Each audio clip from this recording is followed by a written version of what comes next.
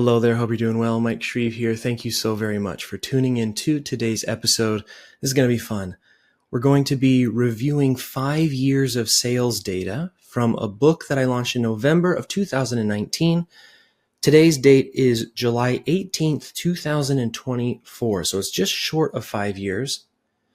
But we're going to be looking at revenue, how much I made, how much it cost, how many copies I sold, the total ROI, how I did it, why I did it that way, and some things that I've learned along the way that we do differently for ourselves, for clients, for my other company, where all I do is publish books in my other company.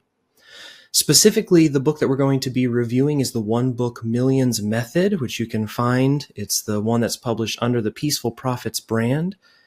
You may or may not know that I have another company where all I do is publish fiction and nonfiction under various pen names.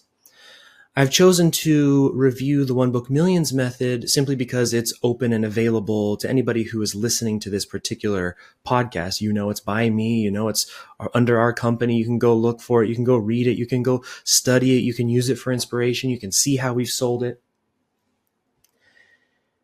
And a real big reason why I want to do this is, one, in this industry, in the publishing industry, there's a lot of focus on those first few weeks of a book launch, right?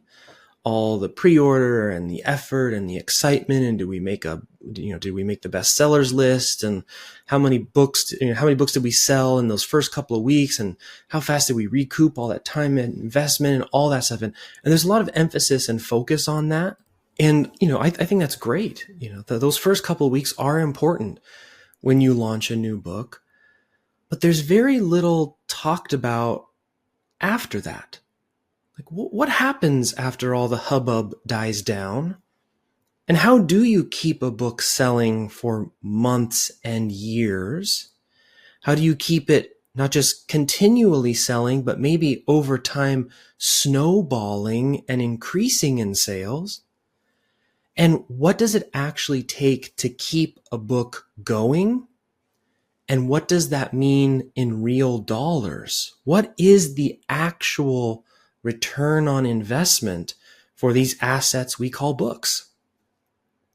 And so I want to walk you through the return on an investment of one of the many books that I've written. And we'll look at that data across 5 years, and I'll show you how I've kept it going.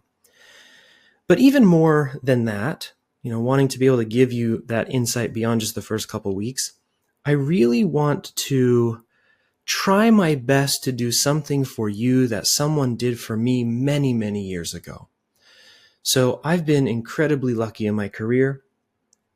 The people I've gotten to work with, that alone has been, the most, the biggest benefit of being in this world that I'm in, of helping people turn their ideas into money and publishing and all of that stuff. It's just the people I've been able to meet. And one of the people that I've gotten to work with is Brendan Burchard. And I got to work with him while he was launching High Performance Habits. And it also just so happened that at the time I lived in Portland, Oregon, where his offices are in the Pearl District. I literally lived a couple of blocks down. And so I got to go over to his office and while going through the launch process, meet with him many times. And, by the time I worked with him, he was already a multiple times New York Times bestselling author.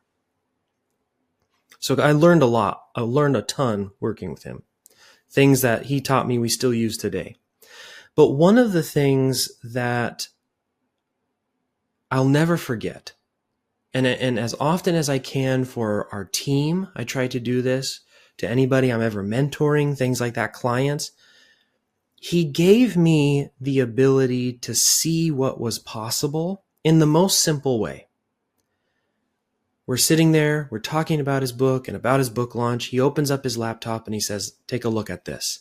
And he just points to a number. It was a huge number.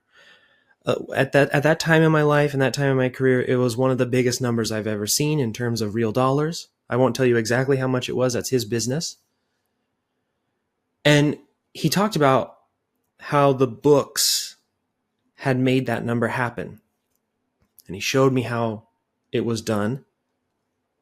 And the strategy was wonderful and amazing, but just seeing the actual number, seeing actually how valuable a book was, gave me everything I needed at that particular point in my life to completely commit myself to writing books and to helping other people write books. So I have the company that I have now, which writes and publishes nonfiction and fiction. That's my own stuff under various pen names. I have this company, Peaceful Profits, which helps people to write, launch their books and use their books to grow whatever it is they're trying to grow, their speaking business, coaching business, professional practice, etc. And it's all because I was able to see exactly how much a book was worth. So what I'm hoping I can do for you today is to simply try my best without having you come over to my house, right? Because there's not, a ton of you, but there's enough of you that if we all tried to squeeze into my office, we wouldn't fit.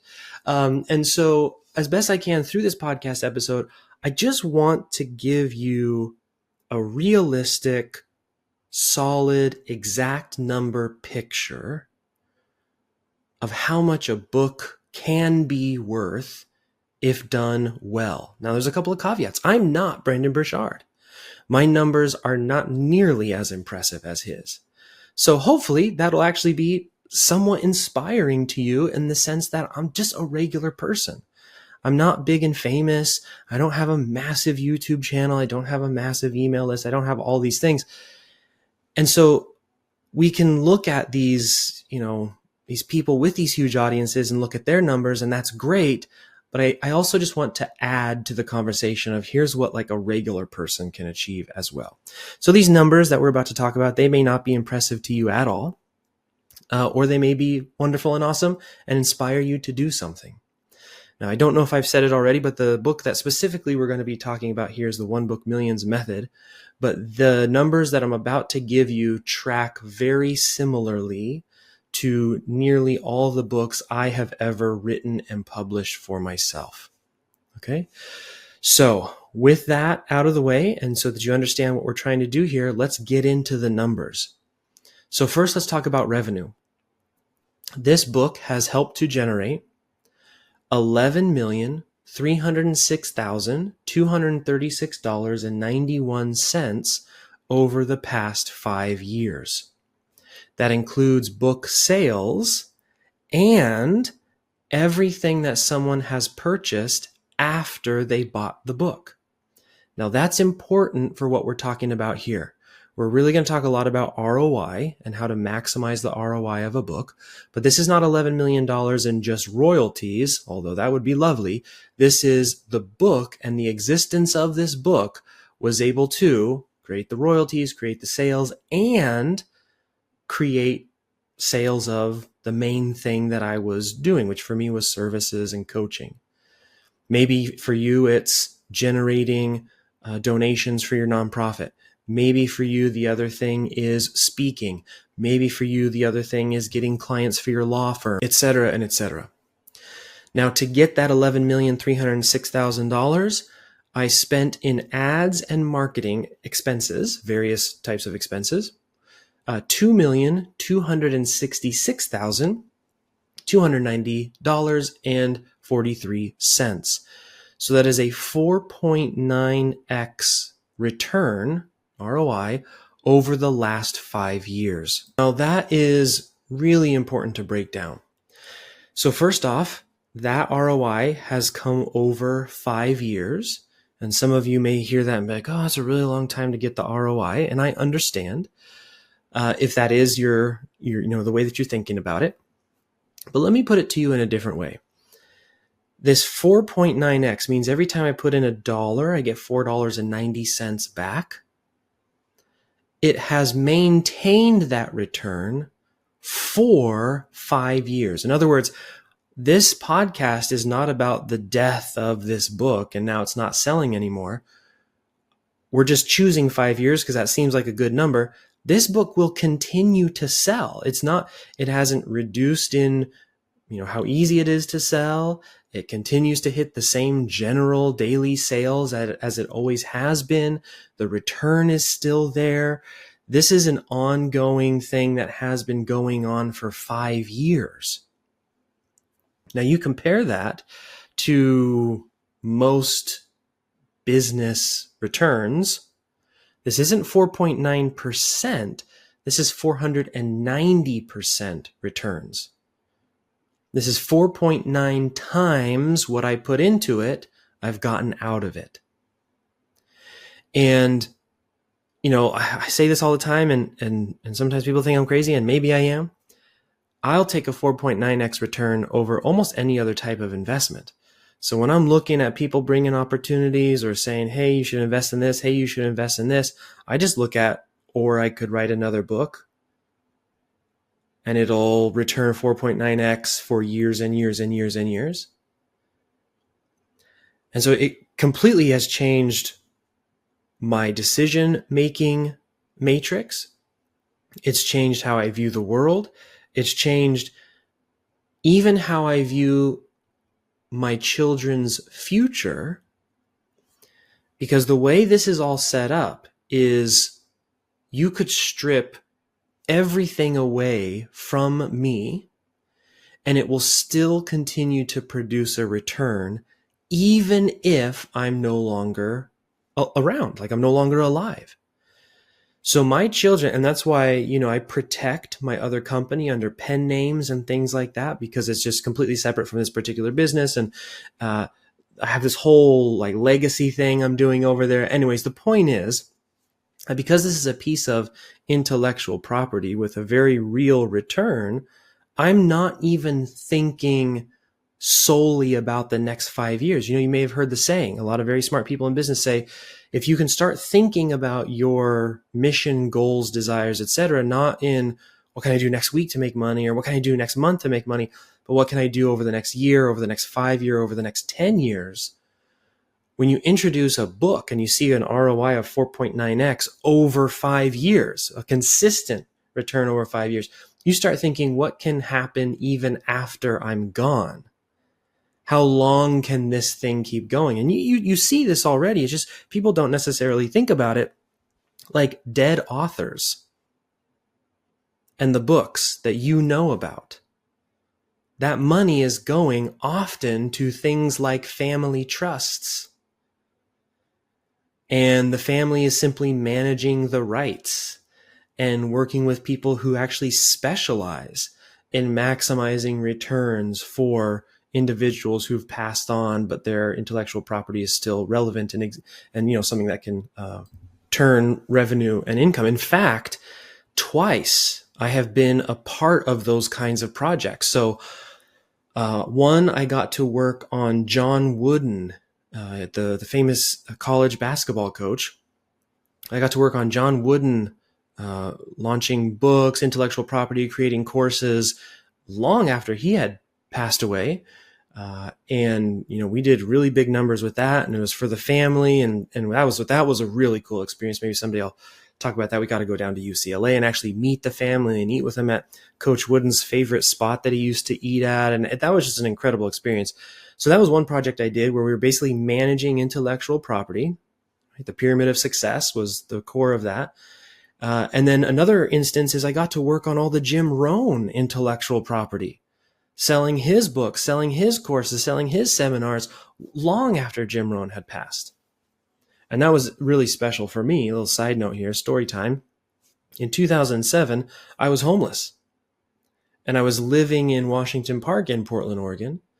And because of a really kind librarian, I was allowed to, use the computers all day. And for some reason, even to this day, I don't know why, I definitely was not looking for it. I just stumbled upon it.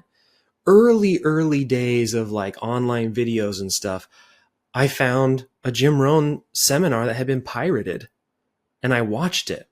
And it was that's what got me off the streets, was listening. It's your best year ever seminar. Can't remember if that's the exact title off the top of my head. But it was like a 4-hour seminar, and he was saying all sorts of things. And then I went to the librarian. I was like, are there books here that can help me get a skill? Because that's what Jim said I need to do. And then within a couple months, I was off the streets. And then years later, it was almost like 8 or 9 years later, I get an email from a really good friend, and he's like, hey, do you want to work on some Jim Rohn stuff? He had no idea that Jim Rohn had helped me in that way. And like I've said many times, I just have so much luck in my career about who I get to work with. I got to work on Jim Rohn intellectual property for a really long time and sell a bunch of it. The whole point of all of that ramble, sorry for the side mission there, is to say that, most people look at how much money can I make right now for my book. When I do books, I'm looking at how much will this make for my family after I'm gone. And that is a very, very real thing. Additionally, so back to the numbers, we have sold more than 60,000 copies of that one book. Now, this is important because the 60,000 copies, the way that I have sold this particular book, has turned into 60,000 customers for Peaceful Profits, 60,000 people on our email list, our mailing list, 60,000 people who know, like, and trust us. And then when I say, hey, if you like that book, would you also like this thing? And so that has had its own separate set of revenue, which I haven't even added to this total revenue here. So it's almost like another stream of revenue. We're just talking about direct book sales and then people reading the book and saying, hey, I'd like to, get your services. Now, how did I do this? Well, first is I had something else to sell off the back of the book. Now, can you make money just writing a single nonfiction book? And the answer is yes, of course. Yes, of course you can. How much money can you make just writing a single nonfiction book and doing nothing else? So you're not doing speaking, you're not trying to use it to grow your business. You just are like, I want a book and I want to make money. Well, unless you're incredibly lucky, which I've been incredibly lucky in my career, so I'll never say, you have a low chance of being lucky, but it is very, very rare for one nonfiction book to ever amount to anything close to the numbers that I have just mentioned, anything close. And I think that's important because not everybody in my world, in like the publishing world, my competitors, for example, they're not always honest with buyers. They'll tell you that one nonfiction book and you're set for life and you can retire. I've not seen it. I've just not seen it ever. I've heard whispers of here and there, and the occasional story, which to be fair, honestly, usually has some kind of catch to it. It's like, oh yeah, of course that person, their dad like put $2 million into a campaign, and they just don't tell everybody that that's what it was. Or, years ago there was that guy who did a memoir and it turns out he lied, but no one found out he lied about the memoir until after he was on Oprah, and like all that kind of stuff, right? So there are exceptions to this rule. There are certainly instances where people can and have made a bunch of money off of one single book. It's incredibly rare, and it's even more rare that there wasn't some catch, like they had an audience or they had access to audience or something like that. I've not really seen anybody write one book with no audience, never heard before, and then they just retire off of that. What I see literally every single day, this is like what I do for a living. All of my clients are this way, whether they have audiences or don't have audiences, is somebody who has a book that they use to build something else. Now, what do I mean by that? I mean that when you get a reader, you have something else for them to do with you or for you or etc. So for example, selling speaking, selling coaching, selling services, maybe you're an attorney, maybe you're a heart surgeon, maybe you're an accountant, maybe you are trying to generate donations for a nonprofit. Maybe you have a mission where you just want to be invited to, executive like meetings and talk to them about how much more, effective they can be at taking care of their employees. Maybe you're trying to graduate yourself through the C-suite. Maybe you are trying to position yourself as an expert for whatever reason. That's every single day. Those people are turning a book into the type of revenue that I've talked about so far, right? And these are the individuals who are taking that, and it's not just happening in the first 6 weeks. It's years and years and years and years. It's the asset that keeps on giving you. I mentioned Brendon Burchard, his books that he's launched, he's launched many books now. They're all years old. They still sell. They still, he still gets invited on stages because somebody reads the book for the first time, discovers him for the first time. He's still able to sell his services, et cetera, et cetera. It's just really, really important. And I want to be, if nobody else is telling you this because they're just trying to sell you something, allow me to be the person that says and give you, again, a realistic picture of what's going on here. A book that you use to accelerate something else is absolutely the best way to get a return on a nonfiction book. So we're talking about nonfiction books. Fiction is a whole different bundle of wax here. And maybe someday I'll do a bunch of trainings on fiction, although right now for Peaceful Profits specifically and the podcast series that we have here, our focus is on people helping people write nonfiction books. The other thing that I did, which is really interesting, because we don't just do this anymore, so I'll try and explain this, is I have sold the One Book Millions method only direct. Now, what does selling direct mean? I do not have this book listed on Amazon. I don't have it on Barnes & Noble. There is no Audible version, although there is an audio book that you get for free when you buy it. I have taken over complete control of selling this book. I'm not beholden to platforms. I get 100% of the royalties, et cetera, and et cetera. And we have done that by building a book funnel. Now, there are pros and cons to having just a book funnel. I will tell you that moving forward, and what we do for our clients is we no longer say only have it in a book funnel. There's so many other ways to monetize, and we'll talk a little bit about that. But one of the reasons that I wanted to do that is I just wanted to have the ability to maximize the return for every dollar that we spend. I didn't want to have to pay platforms any fee or cut or et cetera. I wanted to own all of the rights. I wanted to own the ability to change price and not have to deal with any kind of anything. Also, a very important part of the One Book Millions method was a bunch of additional stuff that we put with the book. So we sold our book direct through a book funnel, and it was, here's a book and a bunch of bonuses. Those bonuses, those additional things that went with the book, they were critical to people even understanding the book. And there are some of you who are listening to me now that you have a book and you're like, I have a book, and then I really need people to buy the workbook also. How can I do that if I list them both on Amazon? Some people are going to buy the book and they won't buy the workbook. That would be a really good instance of why, a really good example of why selling direct might actually be the best option for your book sales. I mean, the book sales count as book sales, whether it's on Amazon or not on Amazon.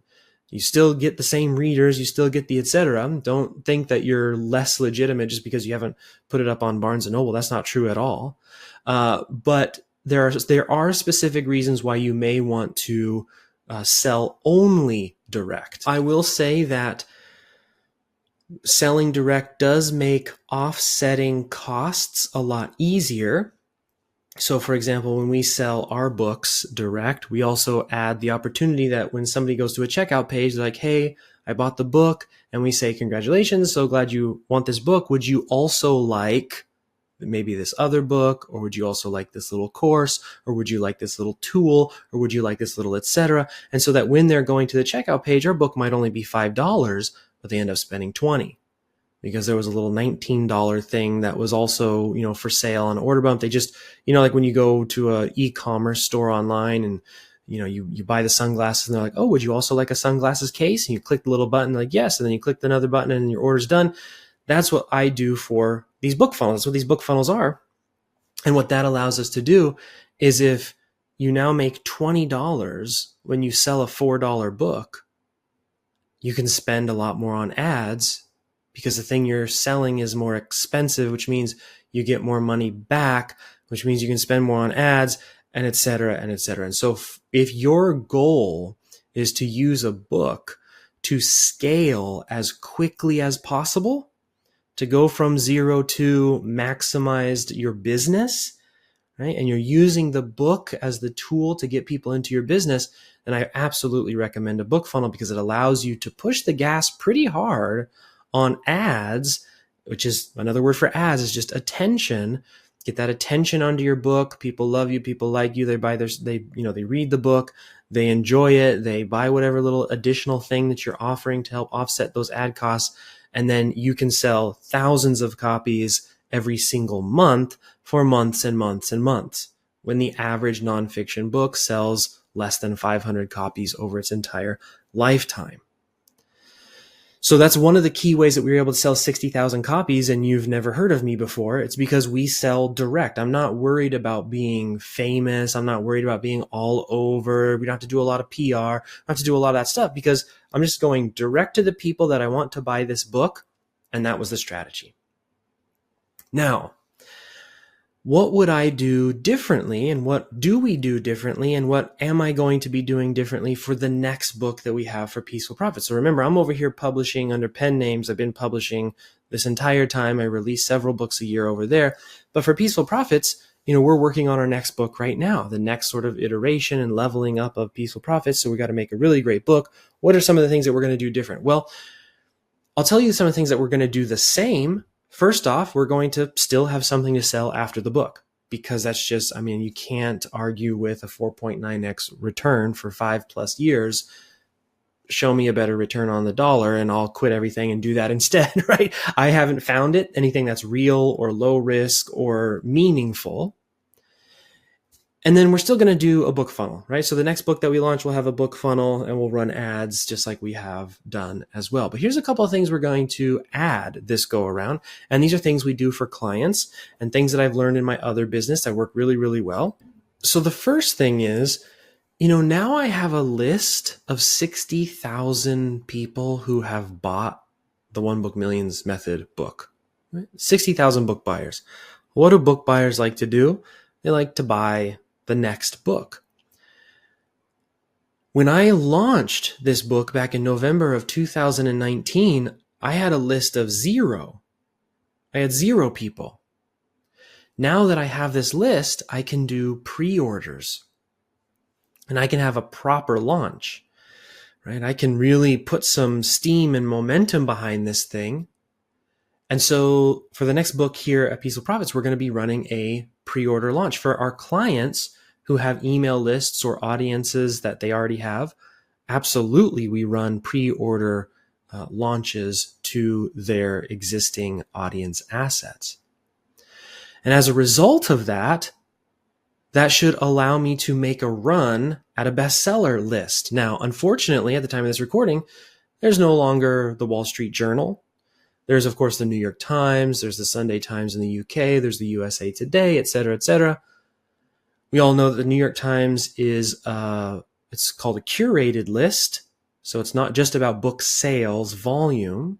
USA Today is book sale volume. Wall Street Journal used to be book sale volume, but that doesn't exist anymore. So we're, with this one, I think we're going to give it a shot to go for the bestseller campaign. Now, there isn't really a lot of benefit, not as much as there used to be, and not especially now that there is no Wall Street Journal. The USA Today doesn't have the same ring to it as it does, even the Wall Street Journal back in the day.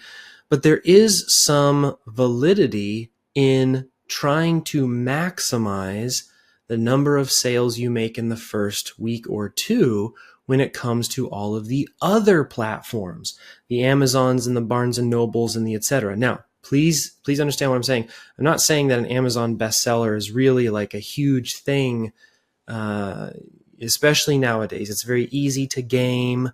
It doesn't hold the same weight that it did when it first started. And most people who are in the know are kind of like, okay, an Amazon bestseller, it's not really a big of a deal. You just choose a really small category and then you get the tag. Having a USA Today tag is different. If you're in the speaking circuit, if you are trying to get bigger stages, if you're trying to really build a strong brand, these bestseller campaigns do have the ability to unlock doors. It's sort of say for speaking, for example, it's a demonstration that you can pull audience numbers, that you have enough people backing you to sell many thousands of copies in a single week. That's attractive to people who are booking speaking gigs or want you to come to the mastermind, because one of the reasons that people will pay you a lot of money to be a speaker is not just for your speech, but it's because you bring with you an audience that may buy tickets to come see you speak. And so the people putting on the events are like, let's get a bunch of famous people and they'll sell tickets for us, right? So there's that whole world, and I've got a whole course on how that works, and et cetera, et cetera, et cetera. Point is, for some people, depending on what your goals are, the bestseller campaign is incredibly important. For some people, it really doesn't matter. I don't have, under my own name here in Peaceful Profits, I do not have bestseller tags. And you saw that over 5 years, the book has brought in $11 million. So it certainly is not a prerequisite for turning a book into a multi-million-dollar piece of intellectual property. But depending on what your goals are, it can be something that opens the door. Now, in my fiction specifically, I have hit the USA Today bestseller list multiple times with several pen names. There's lots of fun things that you can do in fiction to hit those numbers, because fiction just is a different volume game. There's just so many more people are buying fiction than they buy nonfiction.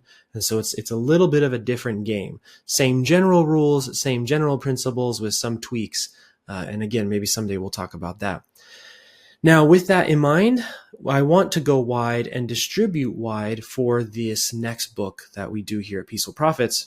And a big reason for that is simply because we don't have the same constraints or requirements that we had before with One Book Millions method of selling only direct. Remember, the whole idea of the One Book Millions method was that I was going to write it, I was going to launch it, and I was going to use it to scale as fast as possible. So I didn't want anybody to even take away 30% of my book royalties from Amazon or Barnes & Noble or whatever, because I needed every single penny to be able to scale this thing as quick as possible. Well, Peaceful Profits is as scaled as I ever want it to be. So now what I can do is I can start tapping into these other distribution networks, because I'm still going to sell direct. So I'm still going to have the direct sales option, but we're also going to add these other alternative traffic methods, selling methods. There's ways to use Amazon to push books for you in Barnes & Noble. And then you can use those to actually get into bookstores and get in libraries and all these things. And that's what I plan on doing with the next book that we put out, which I'm currently working on and will be done with soon. So that's going to be fun and exciting. We're opening it up to more branded style selling and more branded based sales. Gather a bunch of social proof, tons of book reviews, and pictures of people with their physical copies that they bought from Barnes & Noble, and all kinds of sorts of things like that, library copies. And we'll do that for the next book that we have coming up, because we don't have the same constraints and requirements for the book as we did before. Now, here's something that's really, really fun. And I've been doing this with my other company, with the fiction in particular. And we do this for clients all the time. And most of this stuff that I'm about to tell you was not even available in 2019 in the way that it's available now. So this is sort of a new and emerging, very powerful way to sell books for a very long time, with some benefits that now that our clients get it, and now I have it in my other company, I really kind of wish we would have gotten 5 years ago, because it would have made the long-term sustainability of the book sales even more effective. So what are those things? Well, this is sort of, the bread and butter of what we do for clients these days in helping them to sell outside of a book funnel. One is something called book touring, which is you take the author and you put them on interviews. So interviews on podcasts, interviews on YouTube shows, interviews on TV, interviews on. You send them on a book tour. Now, 10, 15, 20 years ago, the only book tour you could do was a physical book tour, which had tons of expenses, and maybe 5 people would show up to your signing, and you'd do the lonely talk in Barnes and Noble. I don't know if you've ever been in Barnes and Noble, and the poor author has like 4 people show up, and it's they have to give this like 45-minute talk to 4 people. That breaks my heart, because I know what authors put into their books, and and honestly, whenever I see that, I try to sit down for at least a little bit of it, just to and I buy their book and all that kind of stuff, because I know what goes into these things. They work. What was it? The other day, there was one here in my local area where they had written this entire book about like the local, the local waterways. I mean, it's actually really fascinating. I'm so glad I got a signed copy of it too. But that's the old way of doing book touring. The modern way of doing book touring is you can do your entire book tour from the comfort of your home, and there's different speeds, right? Typically, we'll put our clients on 4 tour stops a month, all from the comfort of their home, showing up on TV, showing up on podcasts, showing up on 4 times a month. And we usually like to do that a minimum of 6 months. Now, why is that good? Well, because you get the exposure to the audience that the podcast or the TV show is. And so you'll make book sales, but you'll also start getting like SEO benefits, search ranking benefits. When people search you and they search your book, your interview pops up instead of nothing, which is terrible for book sales if somebody searches your stuff and nothing comes up, or they search you and it's somebody else and they're like very confused, and and so having book touring has the benefit of book sales, has the benefit of search engine optimization and having rankings and branding for when you show up.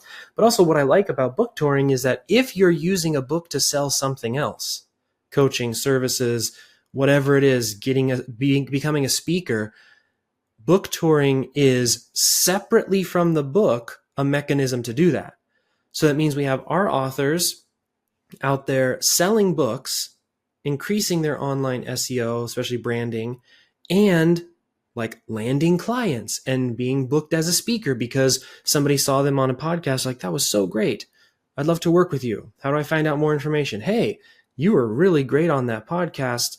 I want to learn more. We need a speaker for our event, that kind of a thing. So it's exposure, the branding, the SEO, and the book sales. So this is, we talk about, okay, let's write a book. Well, what are we writing it for? Can we use the book to do something like book touring, where the excuse to go on the podcast is to talk about the book, but the end result is not just for the book, but for the actual purpose of the book, which is growing your business, et cetera, et cetera. Getting, again, donations for your nonprofit or speaking gigs, whatever it is that you do. All right. So that's a thing, that's been around for a while. I certainly wouldn't say that we didn't have that available in November of 2019, but it's become a lot easier to get on a lot better shows. So in the past 5 years, the quality of podcast shows and audiences, it's incredible. And they all need guests.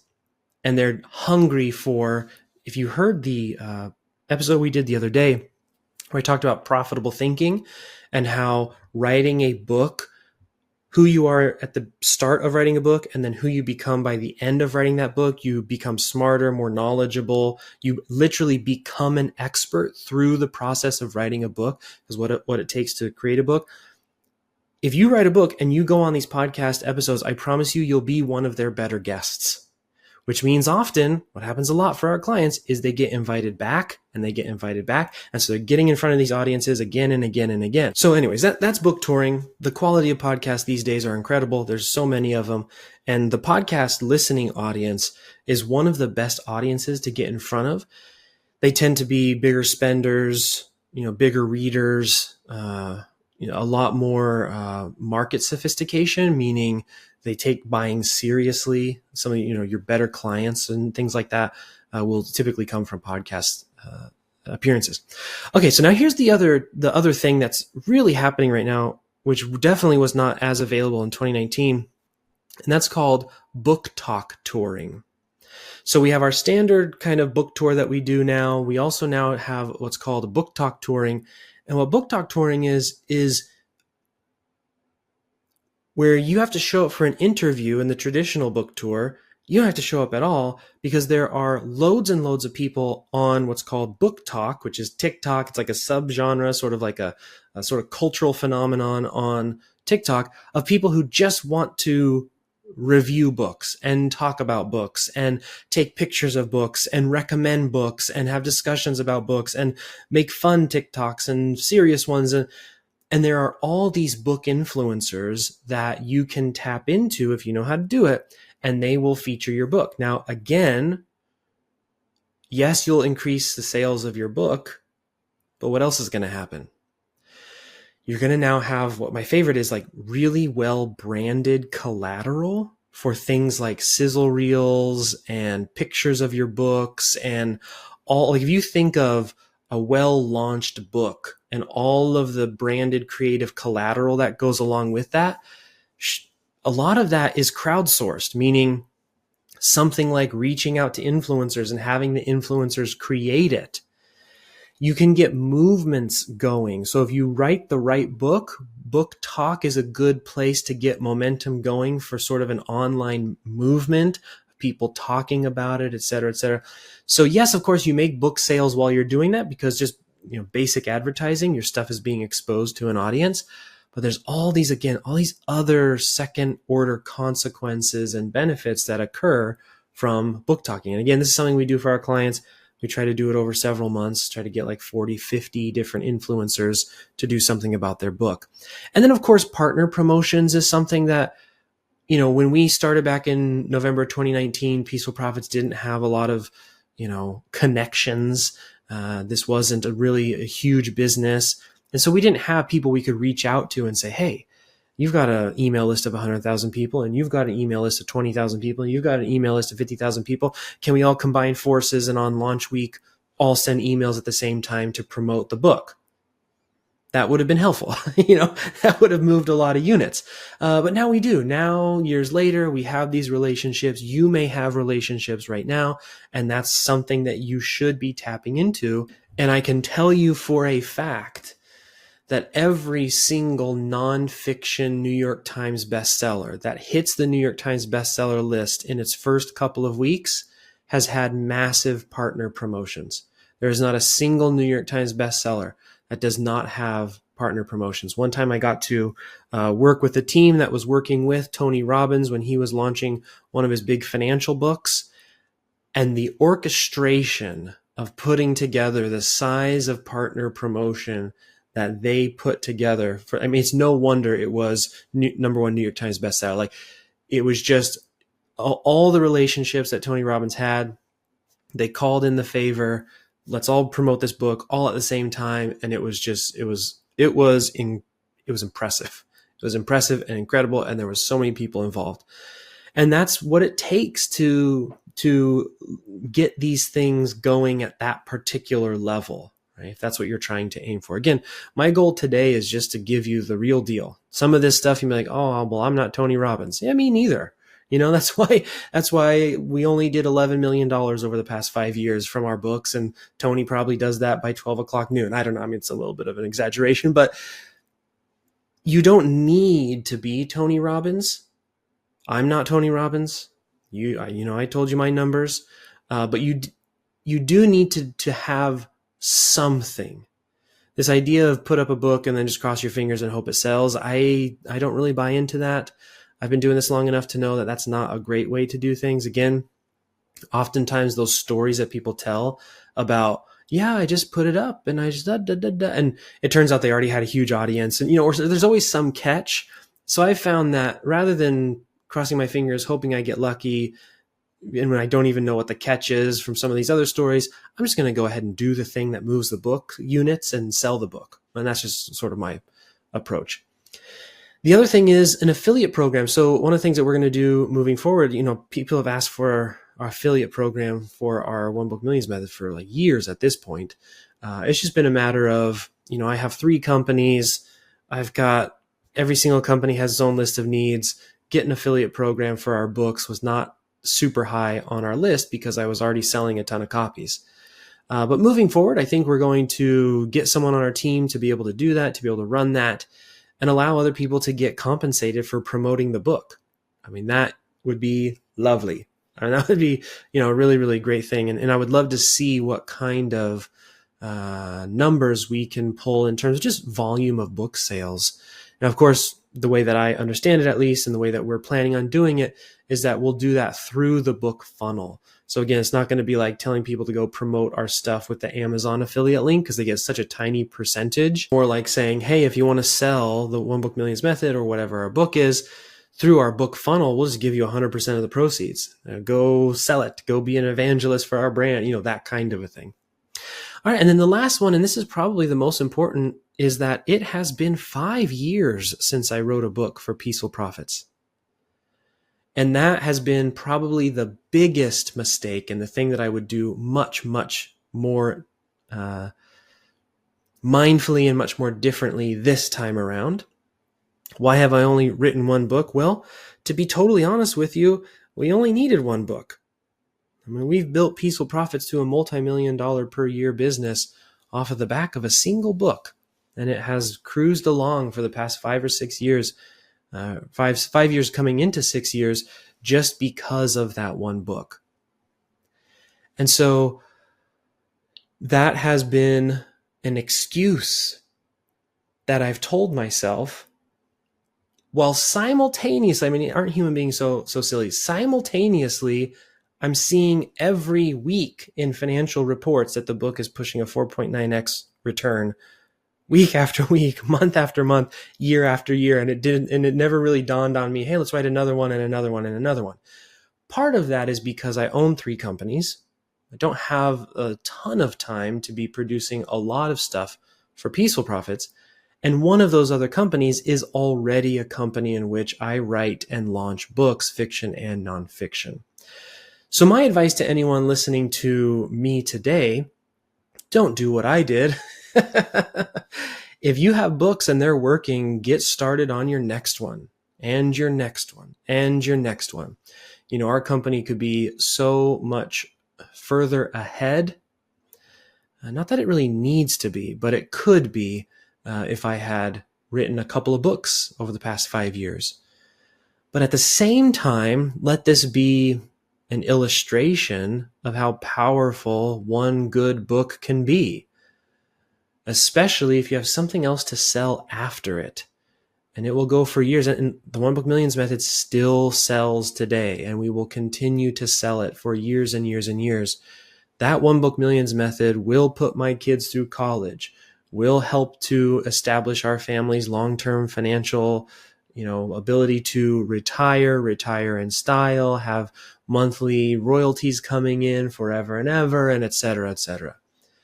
So I don't want to downplay how amazing having this one book has been, but one thing that I will be doing different moving forward is definitely somehow etching out the time, right? So for those of you who are busy and you're authors as well, I totally get you, when if you're like me and you're already writing books, adding another one to your stack, it's tough to find the time. Let me be the person to tell you it is worth it. Okay.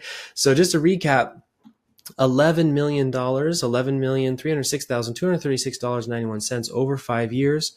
Took about $2.2 million to generate that. We did 60,000 copies and we had an ROI of 4.9x over the last 5 years. It's really hard to argue with those numbers, especially because I'm not Tony Robbins. I'm not Brendan Burchard. You probably don't really even know who I am necessarily. I'm not like a big famous online person. I'm just a regular guy, and I used the book to grow things that I was doing, services, coaching, etc. And that's how effective it can be. And I'm personally looking forward to the next one. So hopefully this has been helpful for you, and the transparency has been something that'll help you kind of keep in mind what's possible with books. And just remember, don't get so hung up on how much money can I make in the first week of a book, because the real power of a book is this long tail stuff. And really start thinking 1 year, 3 year, 5 year, 10 years out.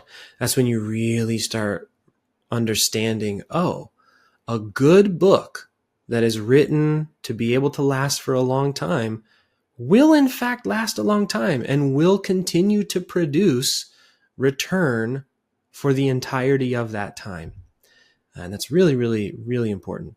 If you'd like my team or myself to help you get a book launched, if you want us to sell your book for you, please go to peacefulprofits.com/call. We'd love to work with you. We have amazing clients. We do really fun things with our clients and our book clients. If you'd like to be one, please don't hesitate to reach out, and we will talk to you soon.